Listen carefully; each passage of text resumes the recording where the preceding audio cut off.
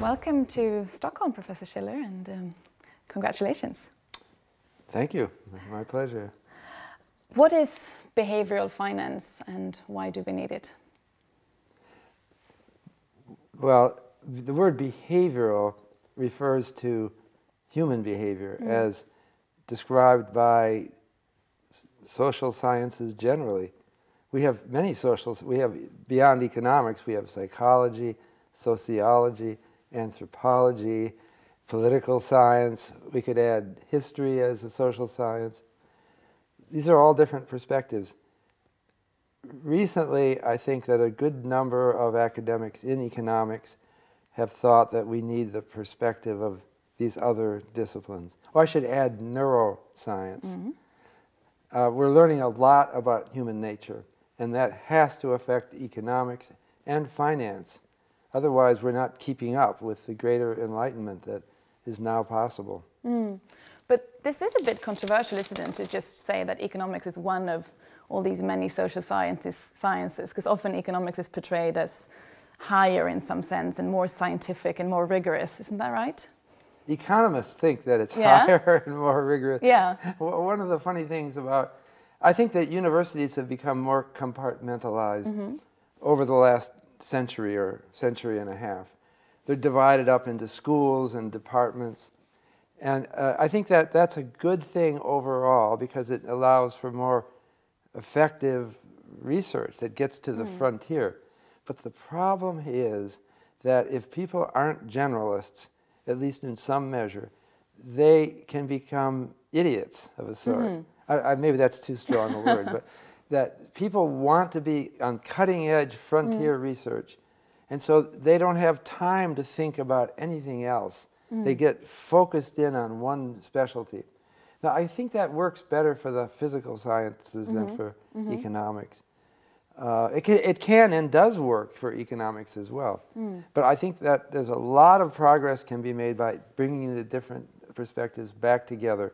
And that has inspired me, thinking that I'm not going to play the game of pushing to the frontier and ignoring everything else that's going on. Lots have been made about the differences between your outlook and Professor Farmer's outlook. So he is emphasizing rationality and your work is more emphasizing foolishness. Yeah. Is that what it is? That you're emphasizing different things, or do you really disagree? Well, I like to say that Gene Fama and I agree on a lot of things. And I have great respect for him and his research. I trust it. I think it's all very well done. And I read it and I use his methods. So there are differences that I don't fully understand. I sometimes don't understand why he interprets things as he does. But I guess that's what makes for tension that, that ultimately may result in more creative research. I'm married to a psychologist, by the way. Yeah. And I may have acquired habits of thought that it seems to me that people just aren't rational. I mean, what could be more obvious? No, I agree with you. But well, people often have conceits. They pretend to be rational. I'll have to tell you, I'm not rational. I have to admit that right up front. And I don't have a view of the world that it's going to be dominated by rational decision-making. Why is this theory of rationality or idea about rationality so seductive to us? Because it seems to be quite seductive. Yeah, I think we build, I'm talking like a psychologist here, we build a self-image. We have a personal identity. We tend to develop an illusion of control and a sense of rationality, that everything I do has a rational reason. People tend to proselytize their religion. It seems so logical. My particular sect is obviously right. And maybe people feel some hesitation from doing that, a little bit of reality. But there's inside us, yeah, there's an impulse to think that I am just so smart. So you're saying that economics is a religion? Well, I think economics can be a religion. And it's evolved very much in politics too. That's a problem that we have in economics that separates us from the physical sciences. So it may be advantageous for an academic economist to form a connection to a political party. But political parties have party lines, and they don't want you to deviate from that. You become a liability for them if you say something wrong. So that's a problem that economics has. So you're famous as, or for many things, but one of the things you're famous for is as the predictor of bubbles, you know, the dot-com bubble and the American housing bubble. Why do you think it's so hard for us, this is sort of touching a bit on the previous questions, even if we have all the figures and we see, you know, we have the models and we see all the prices going up and we see the bubble, why is it so hard for us, policymakers, citizens, ordinary, you know, consumers, to realize that this is what's going on and act from it? Now that's a very good question, and it's a core question in the modern field of sociology, social psychology, and other social sciences. But I'm asking you. And so but the reason why you won't get a good answer from most economists is they never read that stuff.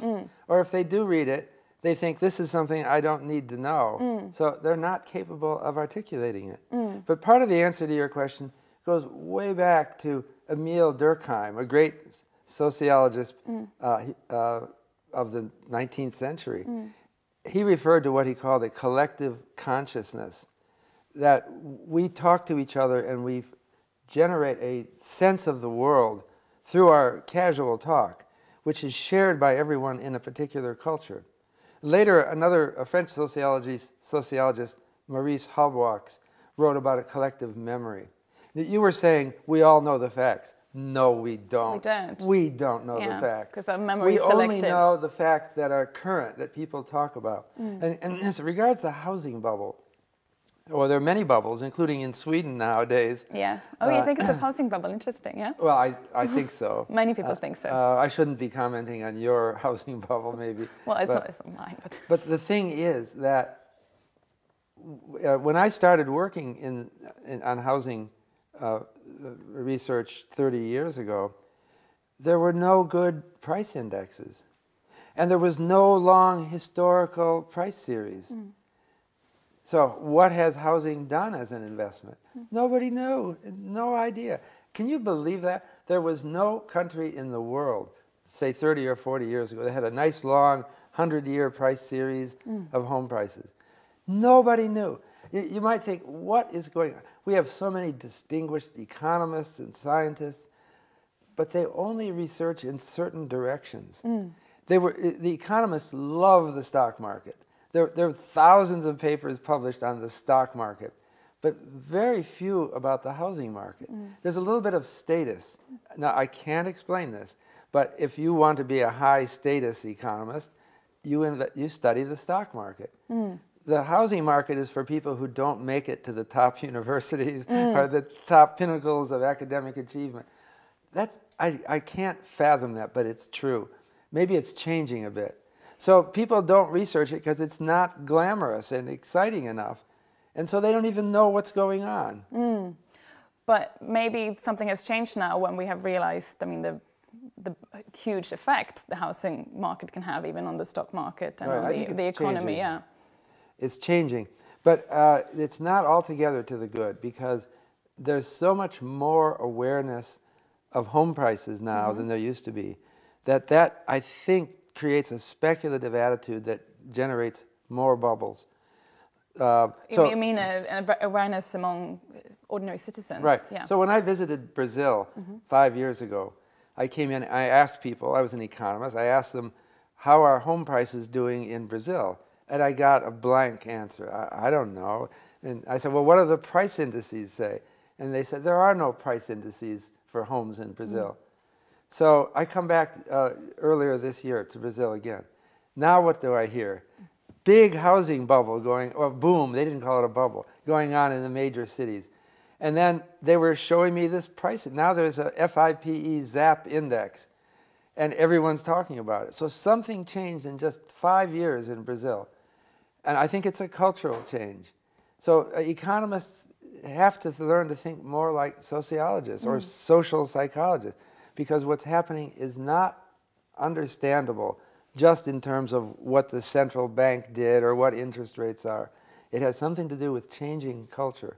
And I'm worried about the speculative culture that's developing around much of the world now, because it may generate more market volatility in the future. So what can policymakers do in regard to housing markets? You say we need more information, but then, as your example about Brazil, more information can create more speculation. Yeah, that's right. What can a policymaker do? Well, it's a difficult thing, of course, and that's why we have to think broadly. Policymakers have to try to tap all different sources of information about what's going on. And they have to be willing to use their sense of human nature. So you mentioned that I predicted the stock market peak in 2000 and the housing market peak in 2006. Partly that was my sense of humans and what they're thinking. It wasn't any high-flown mathematical model. It was the sense of, people don't always tell you what they really think. You have to kind of read between. And I had the sense, let's say in 2006, that the housing boom was kind of a sales job, that there were lots of people who benefited from a housing boom, and they didn't want to rock the boat, and they had never really studied things. They would tell you that this is secure. And they also had their economists who were, it's like a political party. They have a party line. They're happy to see it go. And there wasn't any incentive for someone to do research and say, no, this isn't right. Or there wasn't a mechanism to get them heard if they did. So that was my just understanding of our culture and our society about the zeitgeist. That's a German word, spirit of the time. That's why we need policymakers. How can you model the zeitgeist? Or should you model the zeitgeist? Well, I think that there are multiple models, but it also involves human judgment. It's a complex world that we live in. Thank you very much. My pleasure.